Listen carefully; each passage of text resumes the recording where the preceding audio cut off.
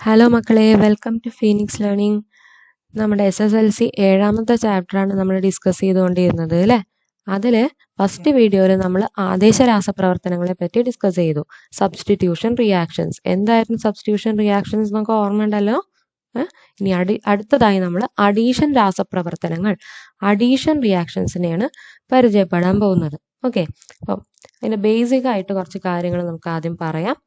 നമ്മുടെ ടെക്സ്റ്റ് ബുക്കിൽ ഇതുപോലെ കുറേ കോളംസ്, ഒരു ഡോട്ടഡ് ലൈൻസ് നമുക്ക് ഫില്ല് ചെയ്യാൻ കൊടുത്തിട്ടുണ്ട് അല്ലേ. അതൊക്കെ ഫില്ല് ചെയ്ത് ക്വസ്റ്റ്യൻസിനൊക്കെ ആൻസേഴ്സ് കണ്ടുപിടിച്ചിട്ട് നമുക്ക് പഠിക്കാം കേട്ടോ. അപ്പം ഈഥീൻ എന്നീ തന്മാത്രകളുടെ ഘടനാവാക്യം എഴുതി നോക്കൂ. ഘടനാവാക്യം എന്ന് പറഞ്ഞാൽ എന്താ? ഇംഗ്ലീഷിൽ സ്ട്രക്ചറൽ ഫോർമുല അല്ലേ. അപ്പം നമ്മൾ നല്ല വിപുലമായിട്ട് അതിനെ വരയ്ക്കണം. ഈഥെയിൻ എന്ന് പറയുമ്പോൾ എത്ര കാർബൺ ഉണ്ട്? അതിൽ 2 കാർബണാണ് ഈഥെയിനിലുള്ളത്. 2 കാർബൺ സിംഗിൾ ബോണ്ടാണ് അല്ലേ. അപ്പോൾ സിംഗിൾ ബോണ്ട് നമ്മൾ എഴുതി. ഇനി ഓരോ കാർബണിലും ഓരോ ഹൈഡ്രജൻ. ഇതാണ് നമ്മുടെ ഈഥെയിൻ. ഇനി ഈഥീൻ ആണെങ്കിലോ കാർബൺ കാർബൺ ഡബിൾ ബോണ്ടാണ്.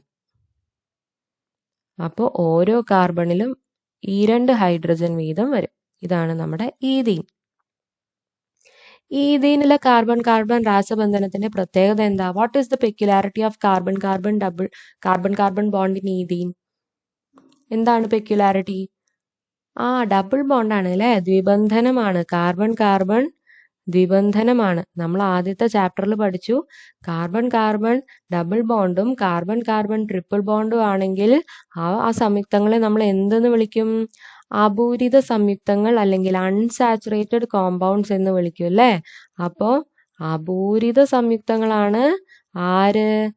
ഈഥീൻ എന്ന് പറയുന്നത് ഒരു അപൂരിത സംയുക്തമാണ് അല്ലേ. ഒരു അൺസാച്ചുറേറ്റഡ് കോമ്പൗണ്ട് ആണ് ഈഥീൻ. അപ്പൊ നോക്കിക്കേ, ഈഥീൻ കാർബൺ കാർബൺ ദ്വിബന്ധനം ഉള്ളത് കൊണ്ട് തന്നെ അതൊരു അപൂരിത സംയുക്തമാണ് അല്ലെ. അപ്പൊ അപൂരിത സംയുക്തങ്ങള് രാസപ്രവർത്തനത്തിൽ ഏർപ്പെടുമ്പോൾ എന്തായി മാറും? അപൂരിതം ആരായി മാറും? അപൂരിതം ഒരു രാസപ്രവർത്തനത്തിൽ ഏർപ്പെടുമ്പോൾ പൂരിതമായിട്ട് മാറും അല്ലേ. പൂരിതമായിട്ട് മാറും. അൺസാച്ചുറേറ്റഡ് ആരായിട്ട് പോവും? Unsaturated will become saturated when they take part in a chemical reaction. Okay. അപ്പോൾ നമുക്കൊരു രാസപ്രവർത്തനത്തിലേക്ക് കടക്കാം. അപ്പം ആരായിരിക്കും രാസപ്രവർത്തനത്തിൽ ഏർപ്പെടുന്നത്? അപൂരിത ഹൈഡ്രോ കാർബണുകളായിരിക്കും അല്ലെ. അൺസാച്ചുറേറ്റഡ് ഹൈഡ്രോ കാർബൺസ് ആണ്. അപ്പൊ ഈഥീനാണ് ഏറ്റവും ബേസിക് ആയിട്ടുള്ള ഒരു മോളിക്യൂൾ ആണ്, ഒരു സംയുക്തമാണ് നമ്മൾ കൺസിഡർ ചെയ്യുന്നത് കേട്ടോ. അപ്പം ഉയർന്ന താപനിലയിൽ നിക്കൽ ഉൽപ്രേരകത്തിന്റെ സാന്നിധ്യത്തിൽ ഈഥീൻ ഹൈഡ്രജനുമായി പ്രവർത്തിക്കുന്നു. ഇവിടെ നോക്കിക്കേ, അഡീഷൻ റിയാക്ഷൻ ആണ് അല്ലെ. അപ്പം അഡീഷനില് ഹൈഡ്രജനുമായിട്ട് ഈഥീൻ രാസപ്രവർത്തനം നടത്തുകയാണ്. ആരുടെ സാന്നിധ്യത്തില്? നിക്കൽ ഉൾപ്രേരകം. അപ്പൊ അഡീഷൻ റിയാക്ഷൻസിൽ ഉൽപ്രേരകമായിട്ട് നമ്മൾ നിക്കലിനെയാണ് ഉപയോഗിക്കുന്നത്. പോയിന്റ് നോട്ട് ചെയ്ത് വെച്ചോട്ടോ. അപ്പം nickel catalyst, in the presence of nickel catalyst ethene is reacting with hydrogen. അപ്പൊ എങ്ങനെ അതിന്റെ രാസപ്രവർത്തനം വരുന്നത് നോക്കിക്കേ. ഈഥീൻ മോളിക്യൂൾ പ്ലസ് ഹൈഡ്രജൻ നിക്കലിന്റെ പ്രസൻസിൽ എന്തായിട്ട് മാറുന്നു? ഈഥെയിനായിട്ട് മാറുന്നു അല്ലെ. ഇത് ഈഥെയിനാണ്.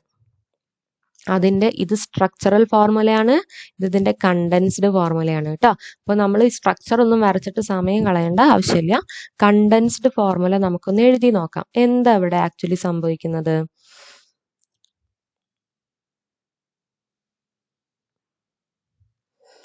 ഈഥീൻ മോളിക്യൂൾ, അതായത് CH2 ഡബിൾ ബോണ്ട് CH2, ഇതാണ് നമ്മുടെ ഈഥീൻ.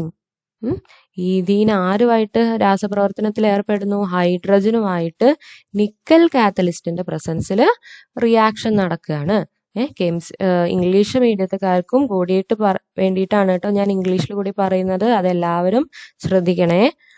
അപ്പം എന്താ സംഭവിക്കുന്നത്? 2 ഹൈഡ്രജൻ, ഇവിടെ 2 ഹൈഡ്രജൻ ഉണ്ട് അല്ലെ. നിങ്ങൾക്ക് ഒന്നുകൂടി മനസ്സിലാവാൻ വേണ്ടിയിട്ട് ഞാൻ ഇങ്ങനെ എഴുതാം. 2 ഹൈഡ്രജൻ ഉണ്ട്.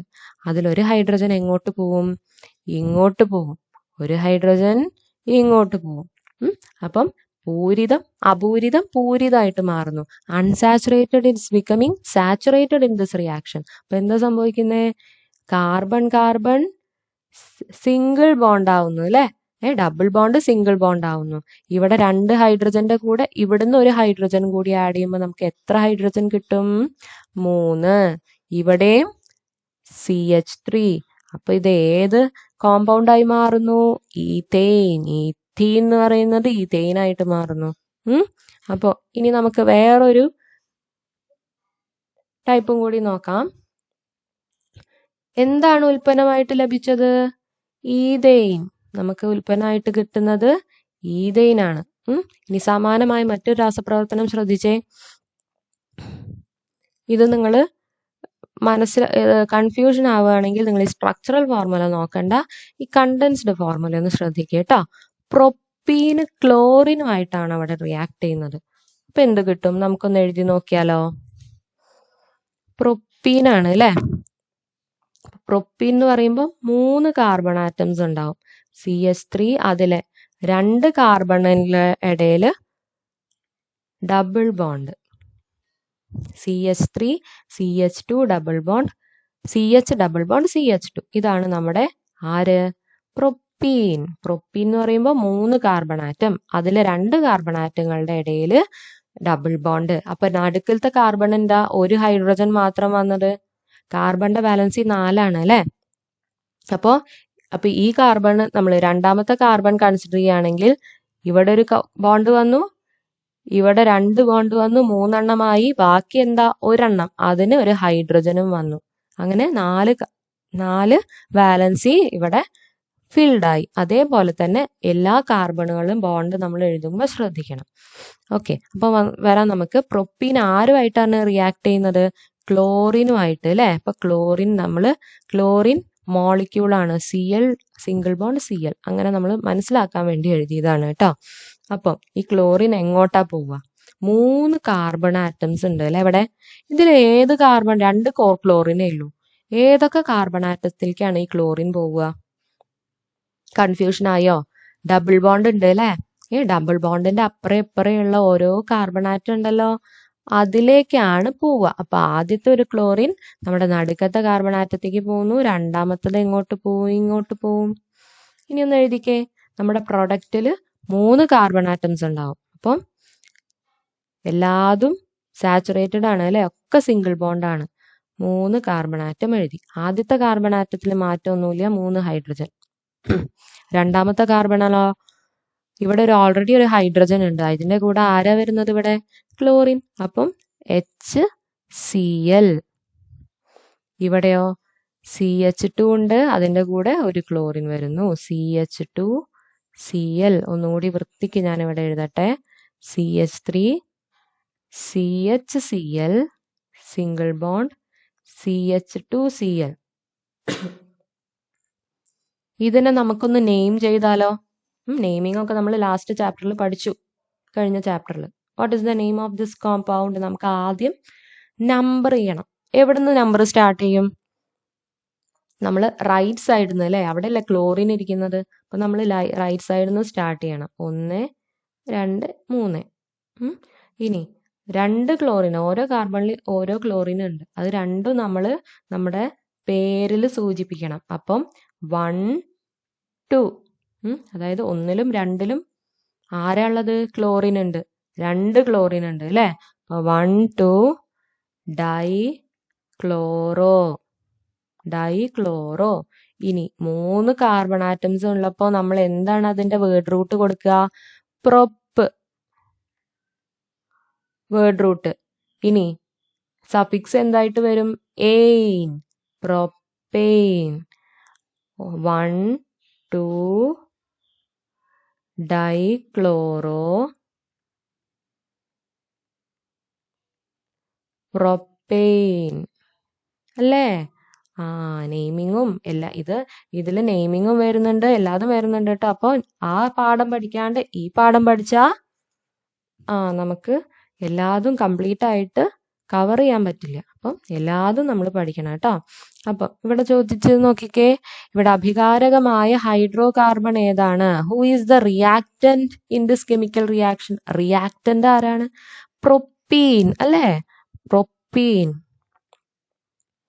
പ്രൊപ്പീനാണ്. ഉൽപ്പന്നമായി ലഭിച്ച സംയുക്തം പൂരിതമോ അപൂരിതമോ? നമുക്ക് കിട്ടിയിട്ടുള്ള ഉൽപ്പന്നം പ്രൊപ്പെയിൻ അല്ല അല്ലെ, ക്ലോറിൻ ആഡ് ചെയ്തിരിക്കുന്നത്. അതുകൊണ്ട് പ്രൊപ്പെയിൻ അല്ല വരിക. ആരാണ്? 1,2-ഡൈക്ലോറോ പ്രൊപ്പെയിൻ. ഇവിടെ ചോദിച്ചത് പൂരിതം ഉൽപ്പന്നമാണോ, ഉൽപ്പന്നം ഏതാണ് എന്നല്ല ചോദിച്ചത് അല്ലെ. പൂരിതാണോ അപൂരിതാണോ എന്നാ ചോദിച്ചത്. നിങ്ങൾ പറഞ്ഞേ, പൂരിതാണോ അപൂരിതാണോ? ഇതൊരു പൂരിത ഹൈഡ്രോ കാർബൺ ആണ് അല്ലെ. This is A saturated hydro carbon. Saturated ആണ് അല്ലെ. അപ്പം ദിസ് ഈസ് സാച്ചുറേറ്റഡ്. ഇതൊരു പൂരിത ഹൈഡ്രോ കാർബൺ ആണ്. ഇനി നമുക്ക് കുറച്ച് കെമിക്കൽ റിയാക്ഷൻസ് നോക്കിയാലോ, എഴുതി നോക്കിയാലോ? പ്രാക്ടീസ് ചെയ്യണ്ടേ നമുക്ക്?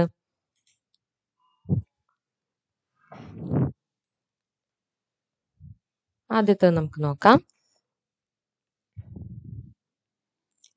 CH2 ഡബിൾ ബോണ്ട് CH2 ഹൈഡ്രജനുമായിട്ട് നിക്കൽ കാറ്റലിസ്റ്റ് ഉണ്ട് കേട്ടോ. അത് നമ്മൾ ഓരോന്നിലും എഴുതിയേ നിങ്ങൾ മനസ്സിൽ ഉറക്കാൻ വേണ്ടിയിട്ടാണ്.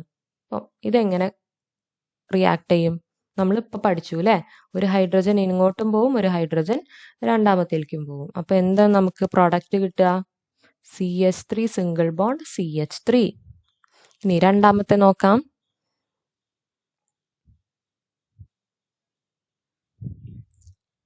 CH2 double bond CH2 ethene തന്നെയാണ് കേട്ടോ.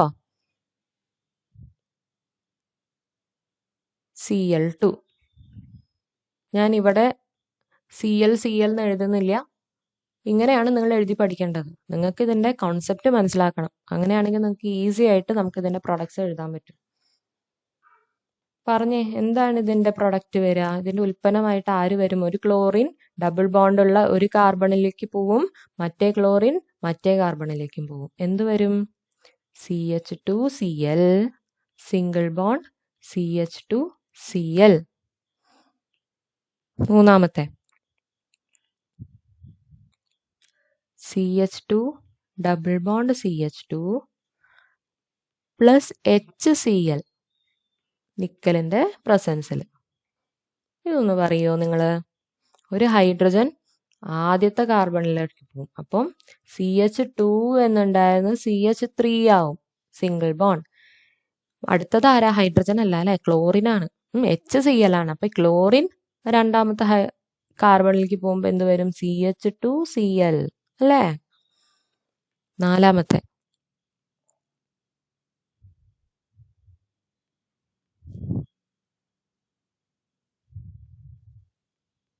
CH3CH double bond CH3 plus HBr.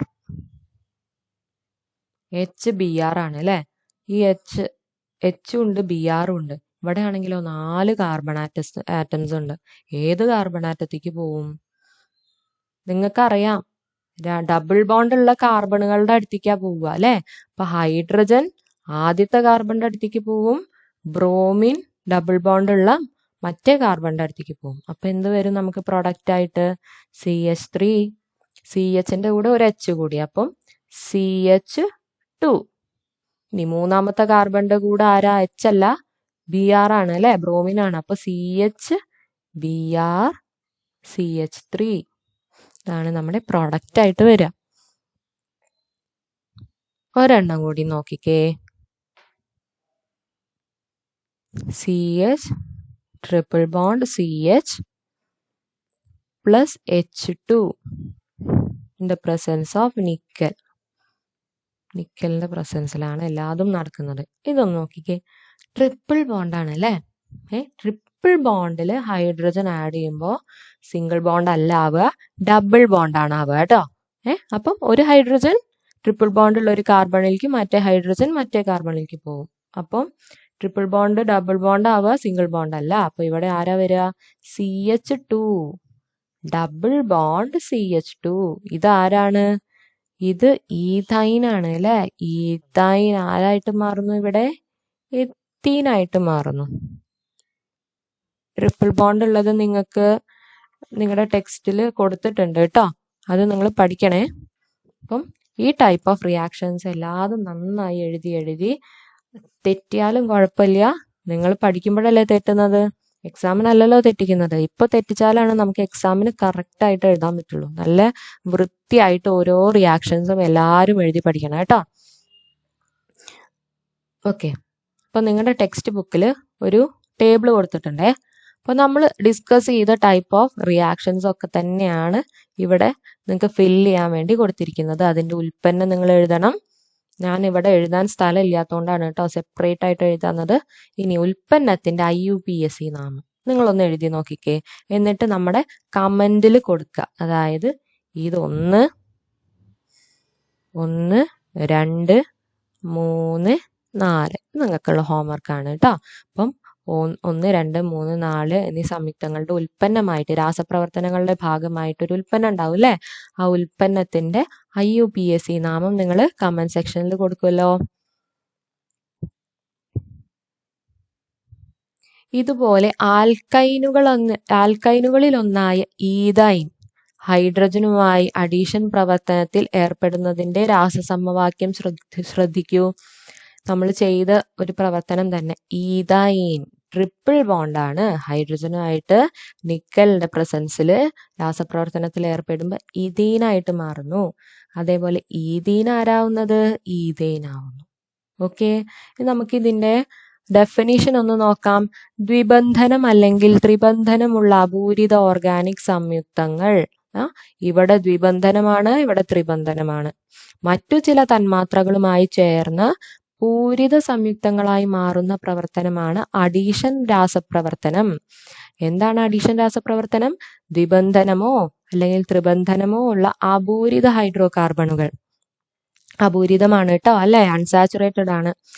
മറ്റു ചില തന്മാത്രകൾ, അത് ഹൈഡ്രജൻ ആവാം, ക്ലോറിൻ ആവാം, HCl ആവാം, HBr ആവാം, ഏതൊരു തന്മാത്രകളും ആവാം, ചേർന്നിട്ട് ആരായിട്ട് മാറുന്നു? പൂരിത സംയുക്തങ്ങളായിട്ട് മാറുന്നു. ഈ പ്രവർത്തനത്തിനെയാണ് നമ്മൾ അഡീഷൻ രാസപ്രവർത്തനം എന്ന് പറയുന്നത്. ഇംഗ്ലീഷിൽ ഇതൊന്ന് ശ്രദ്ധിക്കണം. Reactions in which unsaturated organic compounds with double bond or triple bond react with other molecules. Unsaturated ആയിട്ടുള്ള ഡബിൾ ബോണ്ടോ ട്രിപ്പിൾ ബോണ്ടോ ഉള്ള കാർബൺ ആറ്റംസ് ആരുമായിട്ട് റിയാക്ട് ചെയ്യുന്നു? വേറെ ചില മോളിക്യൂൾസുമായിട്ട് റിയാക്ട് ചെയ്തിട്ട് they form saturated compounds are called addition reaction. Just add ചെയ്യാണ് അല്ലേ? അപ്പുറം ഇപ്പുറം അങ്ങോട്ട് ആഡ് ചെയ്തിട്ട് ഡബിൾ ബോണ്ട് സിംഗിൾ ബോണ്ട് ആവുന്നു, ട്രിപ്പിൾ ബോണ്ട് ഡബിൾ ബോണ്ട് ആവുന്നു. ഇത്രയേ ഉള്ളൂ നമ്മുടെ അഡീഷൻ റിയാക്ഷൻ എന്ന് പറയുന്നത്. അപ്പം എല്ലാവർക്കും നമ്മുടെ ഈ ക്ലാസ് അഡീഷൻ റിയാക്ഷൻ എന്നുള്ള ടോപ്പിക്ക് ക്ലിയർ ആയി എന്ന് വിചാരിക്കുന്നു. Okay, thank you. ഒരു കാര്യം കൂടി ഉണ്ട് കേട്ടോ, നിങ്ങൾക്ക് ഈ ടോപ്പിക്സ് ഒക്കെ നന്നായി മനസ്സിലാവുന്നുണ്ടെന്നുണ്ടെങ്കിൽ നിങ്ങളുടെ ഫ്രണ്ട്സിനോടും പറയുക. ഇങ്ങനൊരു ചാനലുണ്ട്, അത് ഫോളോ ചെയ്യാൻ പറയുക, ഷെയർ ചെയ്യുക കേട്ടോ. ഇനി നമ്മുടെ റിവിഷൻ ബാച്ച് സ്റ്റാർട്ട് ചെയ്തിട്ടുണ്ട് കെമിസ്ട്രിക്കും ഫിസിക്സിനും 10th കേട്ടോ.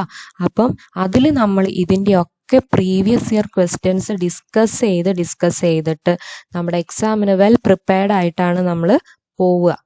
നമ്മുടെ സ്റ്റഡി ഹോളിഡേയ്സിനും വർക്കിംഗ് ഡേയ്സിനും ഒക്കെ നിങ്ങൾ ക്ലാസ് വിട്ട് വന്നിട്ടും ഒക്കെ നമ്മൾ എന്താണ് പ്രാക്ടീസ് ചെയ്യുക? നമ്മുടെ ടെക്സ്റ്റ് ബുക്കിലെ എക്സസൈസ് ക്വസ്റ്റ്യൻസും അതേപോലെ തന്നെ പ്രീവിയസ് ഇയർ ക്വസ്റ്റ്യൻസും, ഈ ക്വസ്റ്റ്യൻ പേപ്പർ ഒരു മോഡൽ എക്സാം പോലെയൊക്കെ നമ്മൾ നടത്തും അല്ലേ? ഓരോ ചാപ്റ്ററിലെയും പ്രീവിയസ് ക്വസ്റ്റ്യൻസ് വെച്ചിട്ട് നമ്മൾ മോഡൽ എക്സാം നടത്തും. നിങ്ങൾക്ക് നല്ല കോൺഫിഡൻ്റ് ആയിട്ട് എക്സാം എഴുതാൻ പറ്റും കേട്ടോ. അപ്പോൾ നന്നായിട്ട് പഠിക്കുക. യൂസ്ഫുൾ ആണെന്ന് വിചാരിക്കുന്നു. നിങ്ങളുടെ കമൻറ്റിൽ ഹോംവർക്ക് ആൻസേഴ്സൊക്കെ അറിയിക്കുക. നിങ്ങളുടെ ഫ്രണ്ട്സിനൊക്കെ ഷെയർ ചെയ്യുക. Okay, thank you.